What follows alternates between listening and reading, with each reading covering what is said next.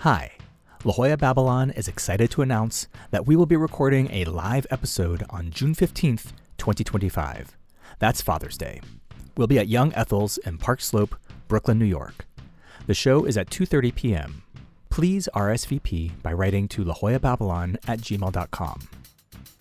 Or just show up. It's going to get super uncomfortable. And Katie and I can't wait to see you there.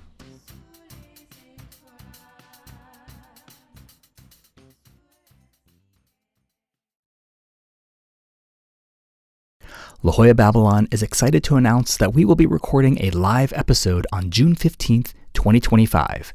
That's Father's Day. We'll be at Young Ethel's in Park Slope, Brooklyn, New York. The show is at 2:30 p.m. It's going to be super uncomfortable. It's the porn episode. Katie and I can't wait to see you there. Hello and welcome back to La Jolla Babylon, Shenanigans edition. A podcast where I read deleted chapters from my manuscript to my little sister, writer, actor, and comedian, Katie Hartman, who then gives me shit about it. These short episodes will pop up every so often as we finish season 3 of the real podcast. Please enjoy this nugget of an episode, and if you like what you hear, please tell someone who you think will like it too. Okay, here we go.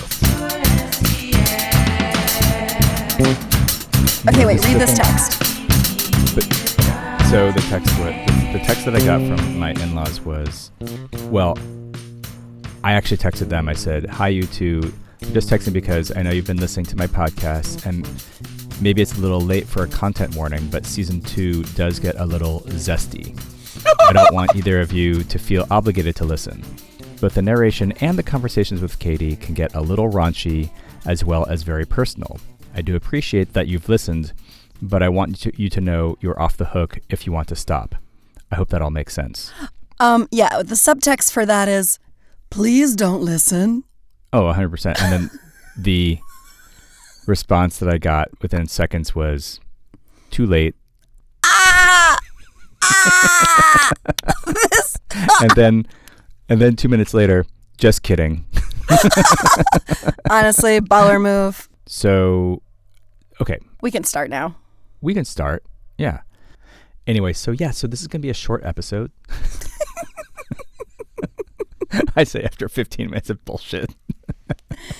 People love bullshit. Bullshit's like the MSG of podcasts. You know what I mean? It just makes shit better. But like, I know there's so many podcasts that are like, you know, there's the meat of the thing, but there has to be some like bullshitty kind of like little chemistry, you mean? It's called chemistry. I think we do a pretty good version of that. I think you know, because we are actually kind of saying hi to each other for the first time since we've seen each other last. Yeah. Just kind of. It's a little sad. It's a little sad now that we do the podcast. We don't really talk to each other outside the podcast unless you're driving to your kid's school to pick them up. I know. Or driving away from your kid's school because you just dropped them off. Driving away.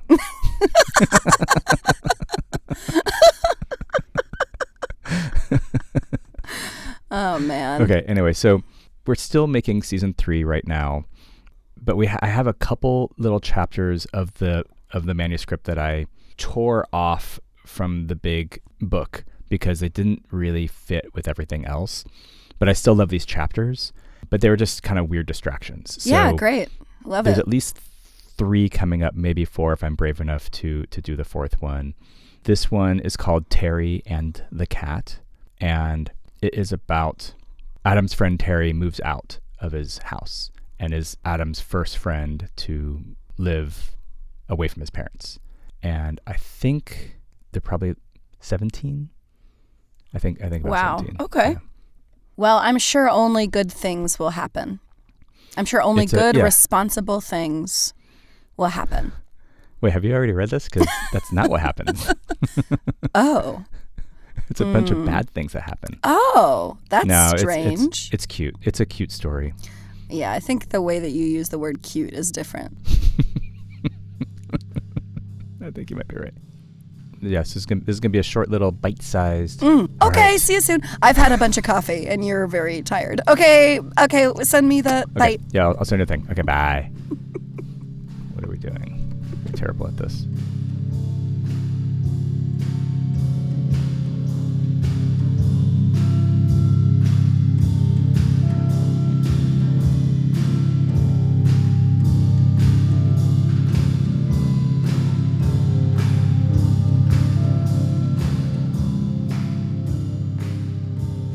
Terry and the cat.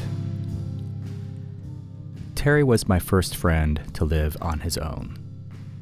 He was maybe a little too forthcoming about the details of his home life, but it did help me understand him a little better. I sometimes wondered if he was making shit up about his father. It was all so extreme. There were often messages waiting for me when I got home from school. "Dude, I'm wondering if I could stay at your house tonight. I need to get some sleep. Call me back." Terry started saying dude as a joke when we first began hanging out, making fun of me and my friends who lived close to the beach. But the word eventually snuck into his everyday vocabulary. It was very satisfying. "I guess you can come over tonight. What's going on?" "Oh, my dad was up all night crying about how my mom left him. Fucking 9 years ago. He made me listen to Enrico Caruso records with him until I had to catch my bus this morning. I had to sneak a line during government just to deal." Weeks before, Terry and I had been at one of the amazing thrift shops in his sketchy neighborhood, on a mission to eradicate the remaining color from his wardrobe. I spotted a small charm on a chain in the jewelry counter and asked to take a look. The turquoise trinket turned out to be a thin vial corked with a tiny spoon. Terry begged me to let him buy it for himself, even though I had first dibs. He bought a small amount of crystal meth the next day, and at first he kept a container hidden within the inside pocket of his backpack. But he soon began wearing it around his neck outside of his clothes. Like his use of the word dude, Terry's meth habit was spawned out of irony.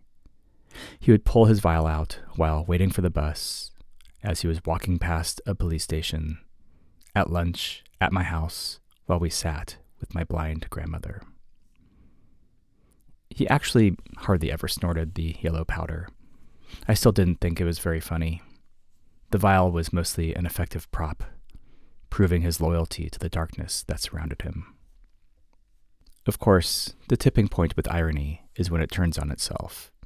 You can wear a pink baseball cap ironically, but in the end, you're still wearing a pink baseball cap. Terry came over on a Friday night, and I dropped him off at his high school before going to Muir the next Monday morning.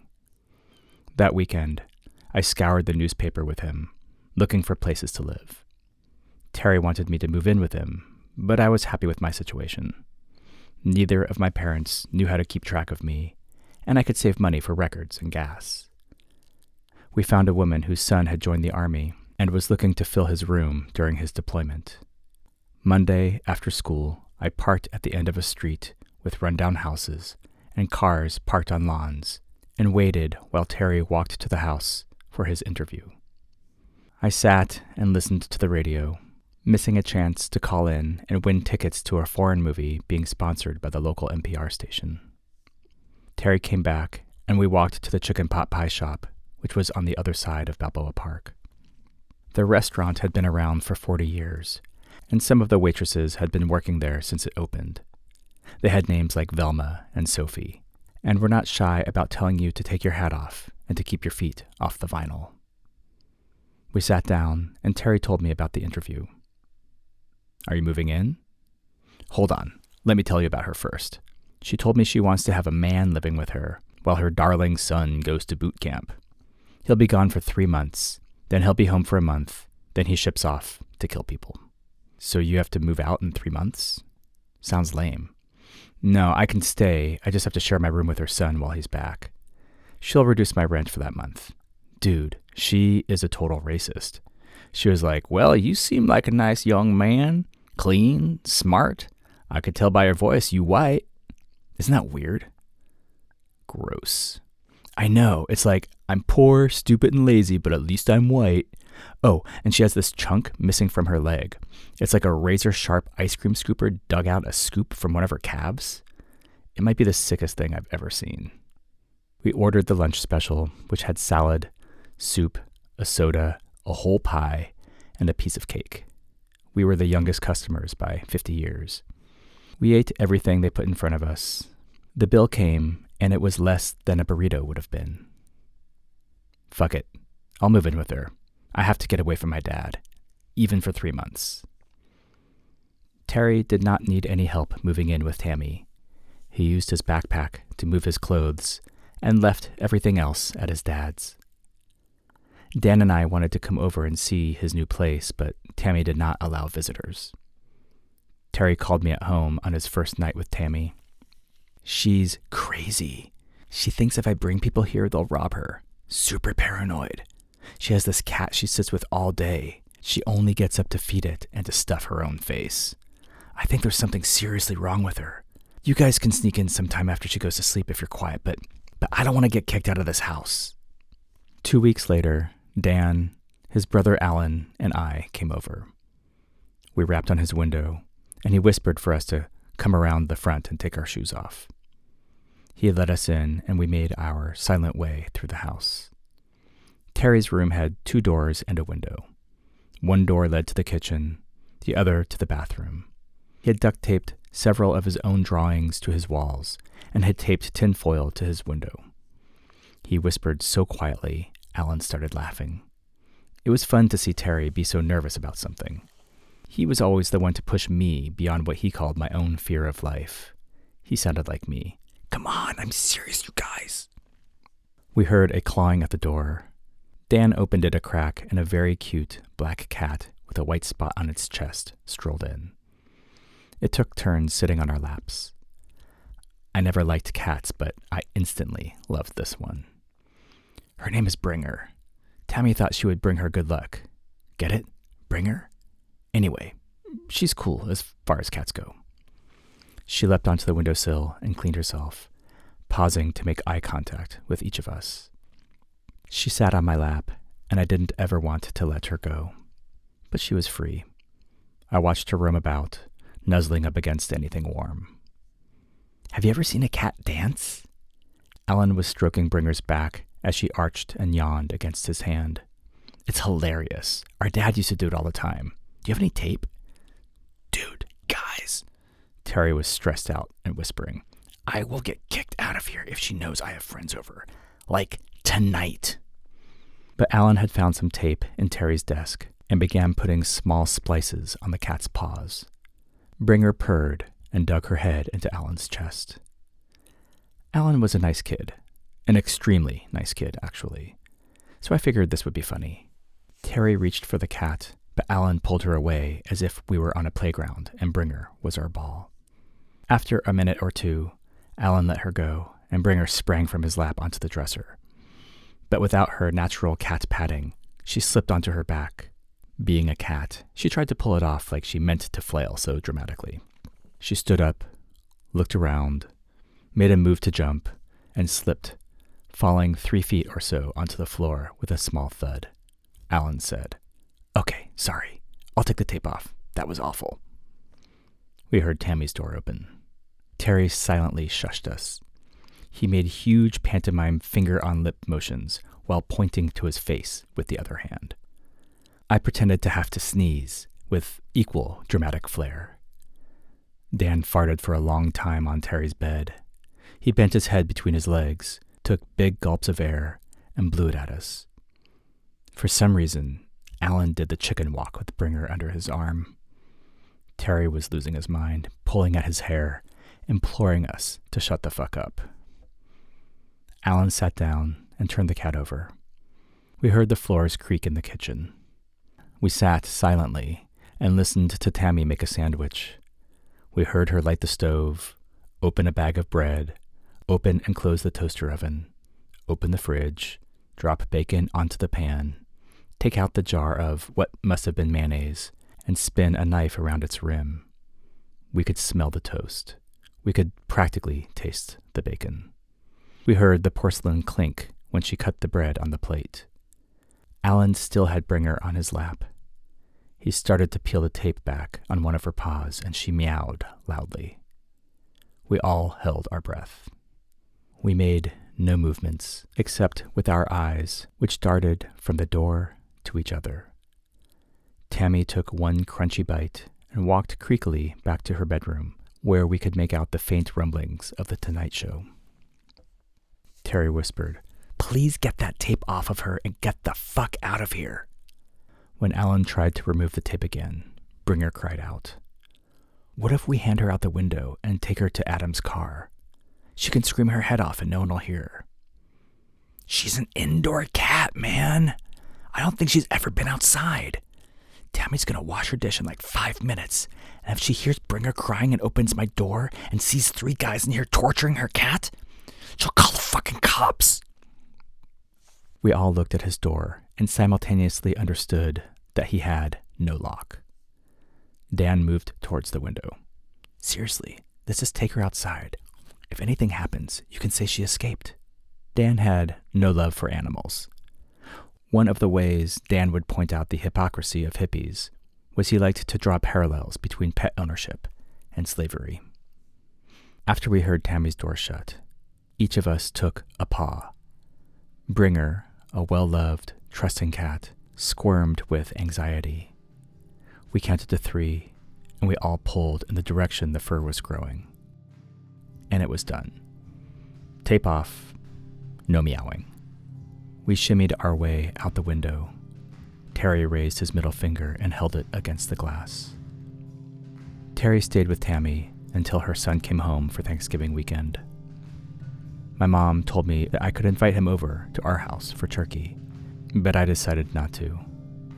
I don't know what he did that night.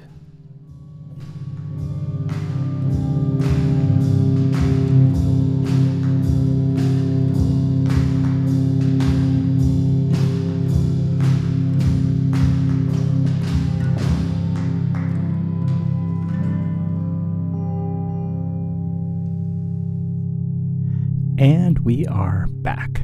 Also, not a fan of pet torture. Not a trigger warning for the animal people like myself. Oh, shit. Rude. Right. That poor kitty cat. Yeah. But I do love that you called him Bringer. Do you remember what the real name was? Nope. Yeah. No memory. No, but I did, for the listeners, I did name the cat in the story after my own actual cat named Bringer. Great name. I was never a cat person, but the story is that I was at a yard sale and this woman who was running the yard sale goes, "Hey, I've got a bunch of kittens. Do you want to see the cats? You want to see them?" And I was like, "Not really." She's like, "Come on. They're cute." Not really. The first and only person in the world to be like, "I don't want to see a bunch of kittens." I know. Why would I want to see a bunch of kittens? And then you're crazy, man. There's a box of kittens and they were pretty cute. I mean, they're kittens. They're cute, but then this other one came out from like around the side of the house. And I was like, now that is my cat. It was crazy. It was love at first sight. That's amazing. It wasn't until my sophomore year of college and Karen, our sister, was visiting. I remember sitting in my dorm room. And that's when I learned that not everybody likes animals as much as I do. She was just like, "Well, you and Dad like really like animals, or like really liked animals or whatever. Dad liked animals like you," or however she phrased it. And the way she phrased it, I was like, "You don't like animals?" She was like, "Well, not like you guys like animals." And I was like, "What? What? Animals are the best." It blew my fucking mind that there are people out there who are like, "I could pass on a box of kittens." I know. I don't know what it is. It's so stupid. Because there are some people, I think maybe you're like this, walking down the street and there's a dog and you're going to stop and pet that dog. I don't necessarily need to stop and pet it, but I will go, "Oh, puppy." Yeah. Right. Even if it's not a puppy, even if it's an old ass dog. They're all puppies to me, baby. I don't see age. Age is just a number. Right. And I'll notice a cute dog, but like I won't acknowledge it, What a power move. Yeah, I give my power away to those animals. Yeah, I'm helpless. They could neg me all night. I don't care. Let me pet your soft ears. Yeah. Well, the torture of this cat was brief, and I think the torture was mostly the humiliation.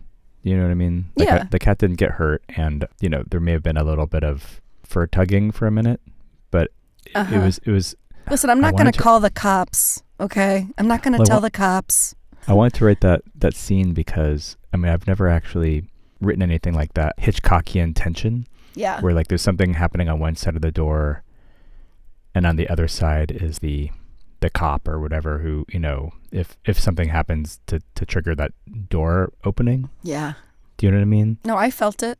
And I felt you how did? much Terry hated you guys at that moment. That was my whole thing. I was just like, listen, Terry can be an asshole sometimes, but good Lord, you guys are... We're getting kicked out of the house. Yeah. Yeah.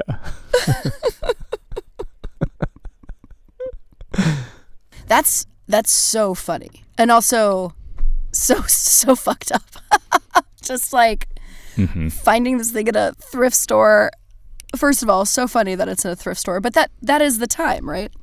Yeah. That's the time where the people who were using those, they died, probably of drug use. Oh. Their shit ends up in a thrift store. Right, because it was totally from the 60s. Right. Had to have been. But I mean, do those little vials with this, it had to have been for like illicit drugs, right? I mean, there's no like... No, it's drug paraphernalia, but also jewelry. Yeah. I mean, very cool. Cool. Yeah. I want to wear those, but just have like a little bit of sugar in there. Yeah. Just like put it in my coffee, my tea. That's right. Oh, this? I'm very particular about the grade of sugar that I use. Just need something sweet. Some people travel around with like a little jar of Tabasco sauce. Yes. Also, that scene, did you ever see Boyhood? Yeah. That's what that scene in the room with the woman outside reminded me of. Oh. Just this like moment of like, one kid just trying to keep his shitty friends from making it. I know that like that's not really the scene in Boyhood, but it sort of reminded me of like that. There's a moment where they like break into that house and they're like throwing shit around, and you're like, so that scene with they were throwing saws at the wall, I think. Yeah. And I remember fucking palms just sweating, and I really love Linklater for not actually having that scene go dark. Yeah. But like letting you think it's going to, like assume that it's going to. Yeah, I think that I heard some interview and he was just like, nothing was ever going to happen in that scene, but people react really hard. Yeah, because it was so natural. Yeah. So I feel like what was so amazing about that and that movie is that so often in one's childhood, danger is just around the corner, just behind the door, just under the surface. Yeah. I mean, not quite from my childhood, to be honest. I feel like the most danger I was ever in was just like hanging out with Ben, our brother. Because like that's when I was like accidentally hit in the face with a t-ball bat. That's when he tied me to a mover thing, like as if I was Hannibal Lecter, and I think I fell on the concrete. I think I got hit with the big tire swing. Oh, Ben. So, danger around every corner of the house. Yeah. But also that scene is just truly my worst nightmare. Of just being like, I'm going to get in trouble. But those stakes were so high for him. Stakes were so high. Yeah. Well, Aaron, this was fun. I can't wait for the next one. You good? I'm good. Yeah. Okay, great. Yeah. Go plug that computer in. I will.